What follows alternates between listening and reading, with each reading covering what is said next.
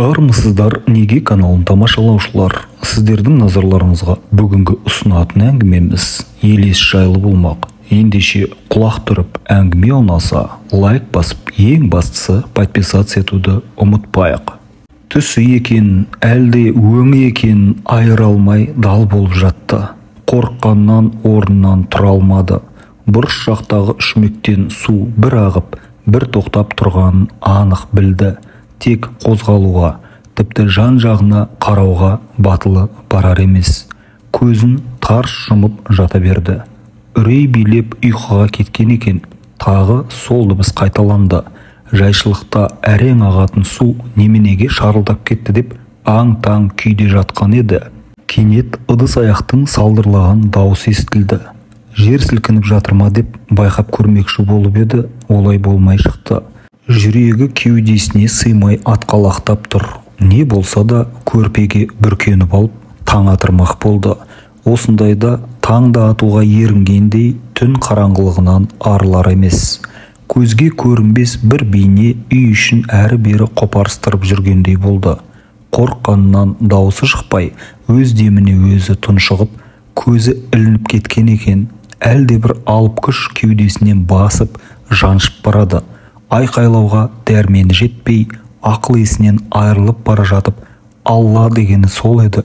Кеудесіндегі тылсым күш қас пен көздің арасында ғайып болды.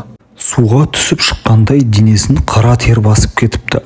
Өзіне өзі келе алмай, қаққан қазықтай болып төсегінде ұзақ отырды.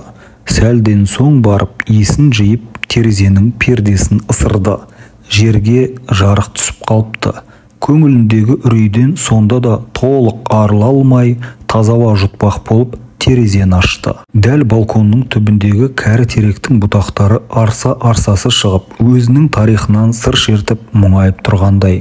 Көзін алмап еді, кәрі ағаш барған сайын жылы шырап, қаусаған қарт анасына ұқсап кеткендей болды. Лезде жанарын тайдырып, терезені тарс жауып, көрпесіне бүркене кетті. Бірақ ұзақ жата алмады. Қатты қорқып қалғандықтан болар, қарайған нәрсенің бәрі басында жылы шырап, соңында тілмен жеткізе алмайтын қорқынышты құбыжыққа айналып, өзін жұтуға оқталып тұрғандай болады. Бала кезден атасының ертегін тыңдап жатып, ұйқыға бас қоюшы еді. Атасы ертек айтпаса ұйықтай алмайтын. Кейде ұйқысырап далаға да шығып кететін. Ондай кезде әжесі дем салып ұшықтайтын. Бірақ сонда да түнімен сөйлеп шығатын. Әрине, ертектің көбі мыстан кемпірсіз бола ма? Ертегіге әуестігі ат жалын тартып мінген шағында ел аузындағы аңыз әңгімеге деген құштарлыққа ауысты. Көрші ауылдағы 80-нен асқан Мошанбай қарттан ескі әңгіме тыңдау үшін арнайы жайлауға барып, бір күн ереуілі болып, құлақ құрышын қандырып қайтушы еді. Ондағы ойы құйма құлақ қариялардың ақиқатқа бергісіз әңгімелерін жүйелеп, кітап етіп құрастырсам деген асыл арманы болатын. Бүгін ғой қала жағалап, бос белбеу, бос тақым болып кеткені. Бірақ оның да өз себебі бар. Әкесінің қайтқанына жыл өтпей жатып, азаматтық борышын өтеуге шақырылды. Шешесі жібермеймін деп еді, өзінің барғысы келді. Бір жағы өмір көрейін деген ойға бекіді. Бұрын әскерге бір сиыр беріп бара алмаушы едік. Енді бір сиыр беріп бармайтын жағдайға тап болдық. Сол азаматтық борышты өтеп ауылға оралған соң қалаға аттанды. Шынын айтқанда ауылға сыймады. Азаматтық борышты өтеген билет бай депутаттың мейрамханасына қарауыл болуға әрең жарады. Бір күн істеп, 2 күн демалады. Тапқаны қыдырумен тамағынан аспайды. Қалада жұмыс істеп жатыр деген аты болмаса, қоң торғай тіршілік қана.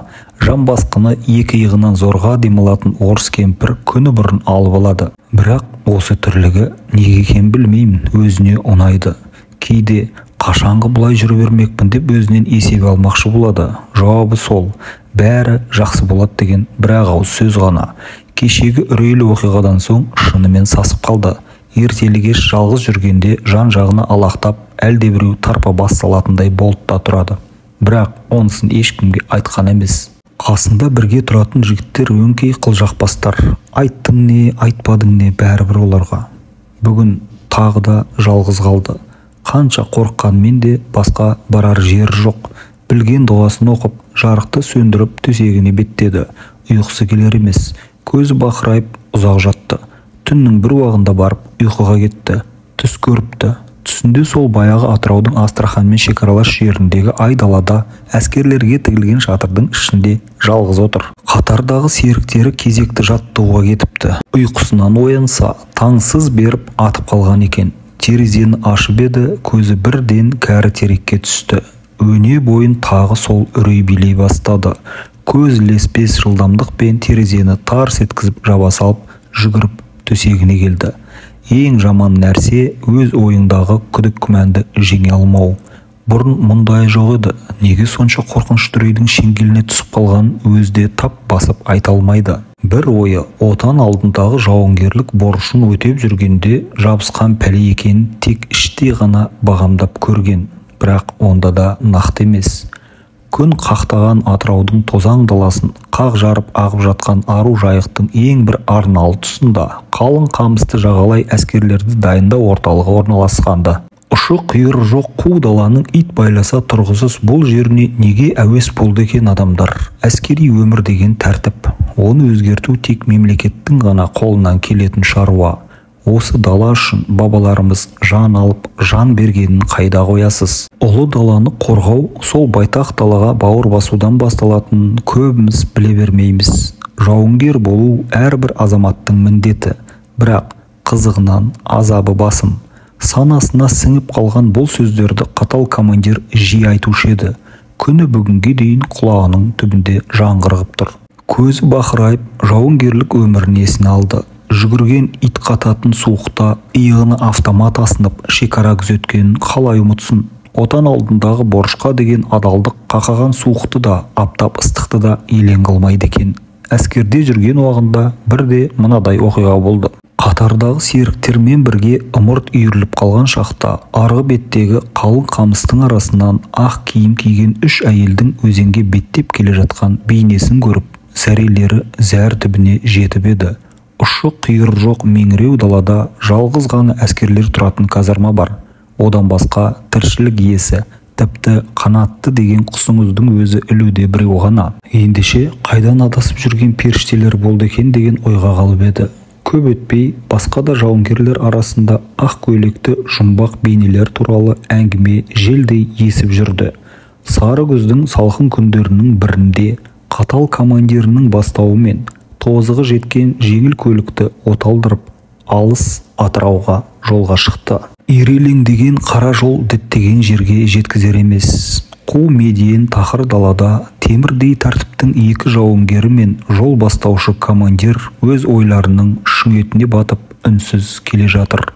Демін ішіне тартқан командир тумысынан сөзге сараң адам. Осы сапарға серік болуға жарағандарына марқайып келе жатқан екі жауынгер командирдің үнсіз отырғаны жақтырмай отырса да сабыр сақтап келеді. Өйтпегендеше, егер қатаң тәртіптің сызығынан аттап кетсе, екеуін алдыға салып, қуаламасына кім кепіл береді? Көшкен елдің жұртындай әр жерде қарауытқан бірдеңелер көзге шалынғаны болмаса, күнге күйген қу дала тек жусанның иісі ғана тынысты кеңейтіп, жанды жадыратады.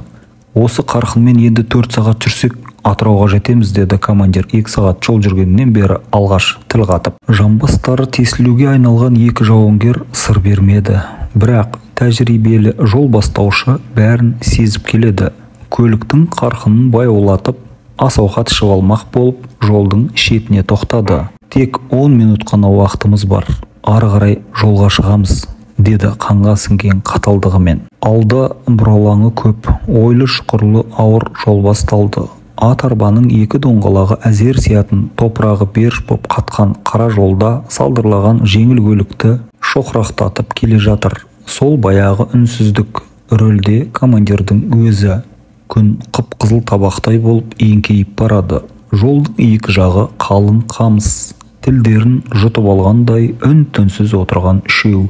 3 түрлі тағдыр. Командирдің мұндай сапарға еті өліп кеткен. Қатардағы жауынгерлердің көзіне ұйқы тығыла бастады. Бірақ ұйықтауға болмайды. Тәртіп солай. Егер қалғып кетсең, біттім дей бер. Көздері бір ашылып, бір жұмылып отырғанда алыстан көлік тосқан ақ көйлекті әйел адамның сұлбасы көрінді. айдалада жүрген бұл кім деп саса бастады үшеуі.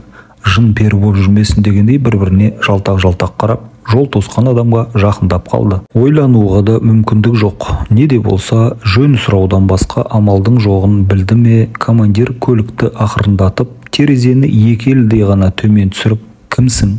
Не қылған жансың деді. Ала кетіңдерші деді аппақ көйлекті, қара шашты әйел адам. Өңі көрден шыққанда екен, қарауға батылың бармайды. Жоғалар деген сөзді тұтығып әрең айтқан командирдің жүзі өрт сөндіргендей қуарып, көліктің жылдамдығын құстай шырды. Арқан бойы ұзап арттарына қараса ешкім жоқ. Тек оның көзімен көзі түйісіп қалған жауынгердің біреуі қанталаған көздің ызғарына шыдамай ес ауып қалып еді. Содан Атырауға жеткенше үшеуі Ықылас сүресін әлденеше рет қайталап оқыды. Атырауға келген соң командир жауынгерлерінің қасынан шықпай қойды. Өзі баратын жерге де екеуін ертіп алады. Батырға да жан керек деген рас екен. Іле есіне тағы бір әңгіме түсті. Ол Мошанбай қарттан естіген сол абыз ақсақалдың өз басынан өткен оқиға еді. Мұртын ширатып отырып, әңгімелеп берген күні бүгінге дейін есінде. Күн оқыс жылынып, көктем жылдағыдан ерте шығып, жер булана бастаған кез, құлақ асқамды екі уақ жемдеп, баптап мініп жүргенмін. Жастық қой, күншілік жердің ойын тамашасынан қалмаймыз. Бір күні көрші ауылдағы үзеңгілес достарым қонаққа шақыра қалғаны, апақ-сапақта жолға шықтым. Суыт жүріп келемін. Жолай аталас туысқан екінім кезге кетті. Көз байланған шақ, аттарын тебініп, жарысайық аға деп атқан оқтай арқан бойы озып кетті. Шынымды айтсам, құлақ асқанның алдына түсетін ат жоқ еді бұл ауылда. Намысқа тырысып, атымды қамшылай бастадым. Соның өзінде жеткізер емес, арттарына қарап, екі езулері құлағына жетіп мазақтап келеді. Бір заманда атым сүрініп кетіп, Алла дегенім сол еді, алдымдағы екеуі көзден ғайып болды. Содан есімді жисам, атым қалшылдап дір-дір етеді. Ауылдан да не дәуір ұзап кеткен екенмін. Өз-өзіме келген соң, шамы жарқырап тұрған Ақжардың етегіндегі Қойшауылдың шеткі үйіне түстім. Бағыма қарай үй егесі 5 уақыт намазын қаза қылмайтын Оспан молданың үйі екен. Мән жайды естіген соң, орынсыз жел қусаңдар осындай пәлеге ұрынасыңдар деп дем салып ұшықтады.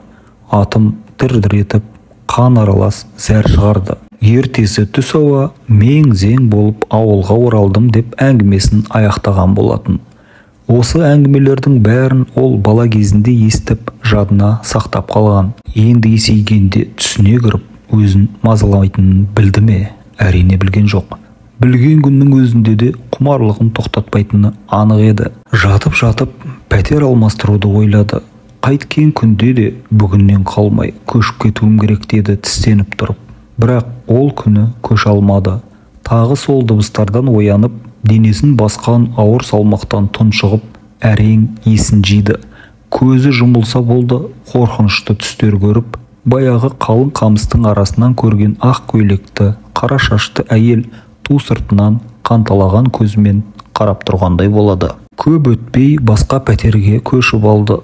Қуанышында шек жоқ. Пәледен құтылдым деген қуаныш қой баяғы. Арада 15 күн өткен соң, оның өлі денесі таңғы сағат 5-те пәтерінің алдынан табылды. Құрметті Неге каналын тамашалаушылар, егер әңгіме ұнаса, лайк басып, комментарий қалдырып, ең бастысы подписаться етуді ұмытпаңыздар.